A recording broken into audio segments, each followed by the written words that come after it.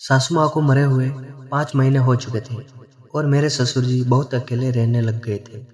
वे बहुत दुखी रहते थे और उनका किसी में काम करने का मन नहीं लगता था। थोड़े दिनों बाद मैंने नोटिस किया कि वह मुझको अजीब तरह से देखते थे। मैं उनके इस व्यवहार से बहुत परेशान हो चुकी थी। फिर एक दिन मैंने सोचा, अगर मैं ही ससुर जी को खुश कर दूं तो घर की बात घर में ही रहेगी और किसी को पता भी नहीं चलेगा।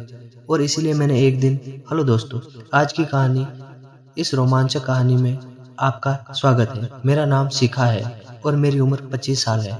मैं एक शादीशुदा औरत हूँ।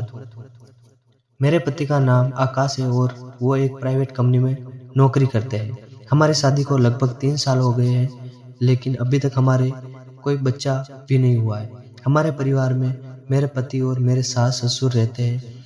हम सब अपनी ज़िंदगी में बहुत खुश थे और सब एक दूसरे के साथ बहुत ही हँसी-खुशी रहते थे। पर अचानक हमारी खुशियों को किसी की बुरी नज़र लग गई। दरअसल हुआ ये था कि मेरी सासू माँ का एक एक्सीडेंट से निधन हो गया, जिस वजह से हमारे पूरे घर में शोक की लहर छा गई थी। सासू माँ की मौत के बाद हम सभी अंदर से टूट चुके थे। हमारे ऊपर तो जैसे दुखों का पहाड़ ही टूट पड़ा था। सासू माँ की मौत के बाद मेरे ससुर जी बहुत ज़्यादा दुखी रहते थे। मैं जब भी मेरे ससुर जी को देखती थी, वे अकेले बैठे-बैठे रो रहे होते थे और सासू माँ को याद करते रहते थे। और मेरे पति ससुर जी की इस हालत को देखकर बहुत ज़्यादा दुखी हो जाते थे। हम ये सोचते थे कि काश सासू माँ का जिंदा हो तो ससुर जी की ये हालत नहीं होती। मैंने और आकाश ने उन्हें बहुत समझाया था कि आप ऐसे मत करो, आप घर के बड़े हो, अगर आप ही टूट जाओगे तो फिर हमारा क्या होगा। हमारे समझाने के कुछ वक्त बाद हमारे समझाने के कुछ वक्त बाद तक वो ठीक रहते थे, लेकिन अकेले में फिर वही वैसे हो जाते थे। इसी तरह 6 महीने बीत गए थे, लेकिन ससुर जी का अपनी पत्नी को भुला पाना बहुत ही मुश्किल लग रहा था। फिर कुछ समय के लिए हमने ससुर जी को हमारी कोलकाता वाली ननंद के पास भेज दिया था। डॉक्टर भी हमेशा यही बात बताते कि अगर हमें घटना स्थल वाली जगह से दूर हो जाते तो घटी हुई घटना कुछ पल के लिए हम भूल जाते हैं। मेरे ससुर जी को करीब 2 महीने तक कोलकाता में रहे, पर सब वे वापस आए तब भी हमें उनसे कोई बदलाव नहीं दिख रहा था। उनमें वैसे ही कोई बदलाव नहीं आया था, पर हाँ, मैंने उनके व्यवहार में एक अजीब सी बात नोटिस की थी। मैंने नोटिस किया था कि वे अक्सर मेरे शरीर को घूरते रहते थे या फिर कभी-कभी मुझे छूने की कोशिश करते थे। मुझे उनकी ये हरकतें बहुत अजीब लग रही थी, क्योंकि इसमें पहले उन्होंने कभी भी मेरे साथ ऐसा नहीं किया था। मेरा दिल कर रहा था कि मैं अपने पति को फ़ोन करके सारी बात बता दूँ, लेकिन फिर मैं सोचा कि अगर मेरे पति ने मेरी बात पर यकीन नहीं किया, तो फिर मैं क्या करूँगी?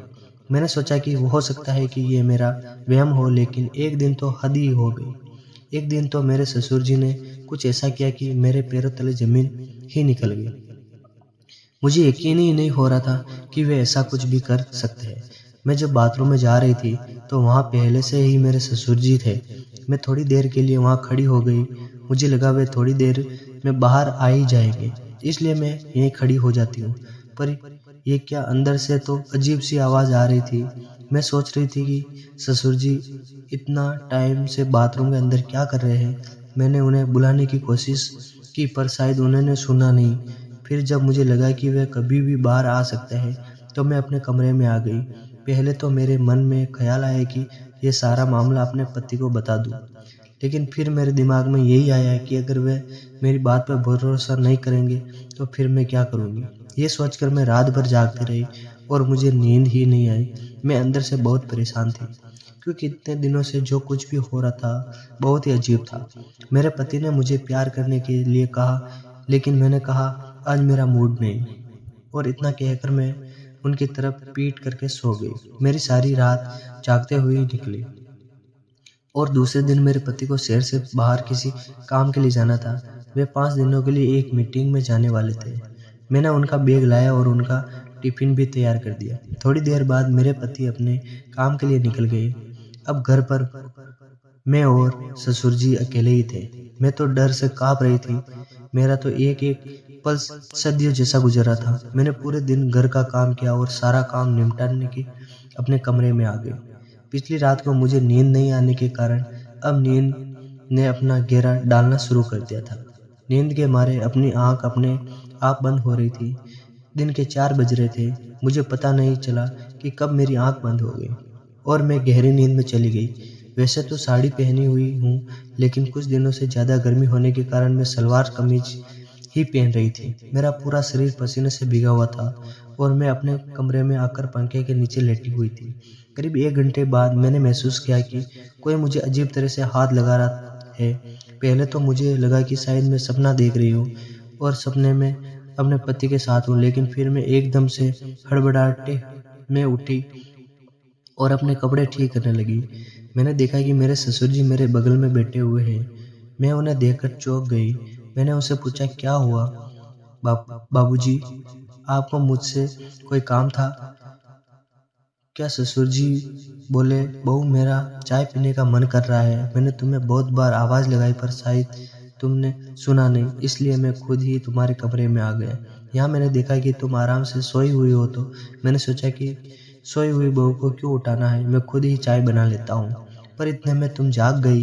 इन शब्दों में ससुर जी ने अपनी सफाई दी तो मैं झट से बेड से नीचे उतरी। मेरा दिल जोर जोर से धड़क रहा था। मैंने अपनी चुनरी अपने सिर पर लेकर कहा, बाबूजी आप अपने कमरे में जाइए, मैं वहीं पर चाय लेके आती हूँ। मेरा इतना कहने भर से उनका दिल टूट गया था। फिर वे अपने कमरे में चले गए। करीब 15 मिनट बाद मैंने उनके कमरे में एक कप चाय लेकर गई। मैं उनके कमरे में गई तो मैंने अंदर जाके देखा कि ससुर जी अपने कमरे में बैठकर रो रहे थे। मैंने पूछा, क्या हुआ बापूजी, आप रो क्यों रहे हो? कोई दिक्कत है क्या? अगर आपकी तबीयत खराब हो तो मैं तुरंत डॉक्टर को फ़ोन कर दूं? वो बोले, नहीं बहू, ऐसा कुछ नहीं है। बस आज मुझे तेरी सासू माँ की बहुत याद आ रही थी। मुझे आज उनकी बहुत कमी खल रही थी। जब से वे चली गई है तब से मुझे समझ नहीं आता है कि मैं किसके अपने मन की बात कहूँ। मैं भी इंसान हूँ और मेरी भी कुछ ख्वाहिशें हैं। मेरा दिल भी करता है कि मैं अपने दिल की सारी बातें किसी से कहूँ। अब मैं बच्ची तो नहीं थी तो मैं उनके इशारे को ना समझूं। मैं समझ रही थी कि वे किस बारे में बात कर रहे हैं। फिर भी मैं उनके पास गई और मैंने उनसे कहा, बापूजी आप चिंता मत कीजिए, सब ठीक हो जाएगा और अगर आपको कोई बात करनी हुआ करे तो आप मुझसे कर लिया करो। मैंने इतना कहा था कि वे मुझे गले लगाकर रोने लगे। मुझे बहुत ही अजीब लग रहा था और मेरे मन में तरह तरह के ख्याल आ रहे थे, पर फिर भी मुझे उन पर दया आ रही थी। और ससुर जी की इतनी उम्र भी हो चुकी थी कि हमें उनके दोबारा शादी भी नहीं कर सकते थे। अगर हम उनकी दूसरी शादी करवा देंगे तो हमें किसी को मुंह दिखाने के लायक भी नहीं रहेंगे। हमें समाज से बर्खास्त कर दिया जाएगा। इनसे तो बेहतर यह है कि घर पर ही इस समस्या का कोई हल निकल जाए। एक बार तो मेरे मन में आया कि अगर मैं ही ससुर जी को खुश कर दूं तो किसी को पता भी नहीं चलेगा और घर की बात घर में ही रहेगी। मैंने दिल पर पत्थर रखकर उनका न्योता मन ही मन में कबूल कर लिया था। फिर मैंने उन्हें नहाने को कहा और उनके कपड़े वगैरह निकाल कर उनको दे दिए। थोड़ी देर बाद वे नहाकर वापस आए। उन्होंने बनियान और नीचे टॉवल धोती की तरह लपेटा हुआ था। वे मुझे देखकर थोड़ा सा मुस्कुराए और मैं भी उनकी तरह हरकत से हल्का सा मुस्कुराना पड़ा। फिर अगले दिन जब मैं सुबह की चाय देने उनके कमरे में गई तो मैंने देखा कि वे शायद तौलिया को लपेट कर ही सोए थे। मैंने हल्के से दरवाजे को धक्का दिया तो दरवाजा पहले से ही खुला हुआ था और ससुर जी बनियान पहनकर सो रहे थे।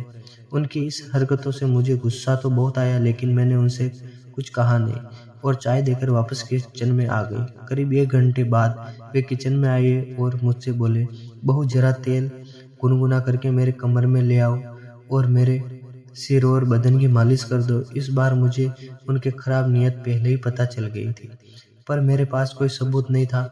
थोड़ी देर बाद मैं एक कटोरी में गर्म तेल करके अपने कमरे में ले गई और उन्हें बोला, बापूजी ये तेल लीजिए और आप खुद ही लगा लो। मुझे आज बहुत सारा काम करना है और बहुत सारे कपड़े भी धोने हैं।